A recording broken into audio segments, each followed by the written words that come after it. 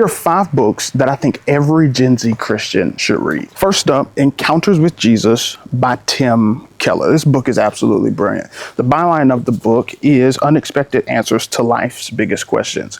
And ultimately, what he's going to point us to is that Christ is the answer. Not that the answers are found out there, but ultimately the answer is Christ himself. And I think he uses personal story, he uses the biblical text to do an incredible job of answering the questions that our souls are longing for. Number 2, Life Together by Dietrich Bonhoeffer. I think this book is a must read for anybody who is new in their faith. It talks about the importance of Christian community. He explores ideas of fellowship, the body of Christ, how we are made, designed to be in community with one another. It is a short read, but it is an absolutely must read for anybody just starting out in their faith. Number 3, The Knowledge of the Holy by A.W. Tozer. Again, another short read, but another powerful read. I probably read this book about once a year. It is so rich. It's probably 110, 115 pages, but every page is loaded. He does a beautiful job of sharing with us the character and nature of God and exploring this idea of holiness and reverence for this holiness that we have seemed to lost. It is a very prophetic book, a very powerful book, and it is a necessity for every young Christian to read. Number 4, A Tale of Three Kings by Gene Edwards. This is typically outside of the wheelhouse of what I would advise a young Christian to read, but man, I recently reread it for about the 3rd or 4th time, and it just sat with me completely different. He does a brilliant job of taking the life of David and showing us from David's encounters with Saul and then David's encounters with Absalom, how we are to handle offense, how we are to handle brokenness, how we are to handle hurt and church hurt. And I think it is a must read for you. And lastly, The Imperfect Disciple by Jared Wilson. I just read this book for the first time this year, and it is my favorite read of the entire year. He takes an entirely different approach on discipleship.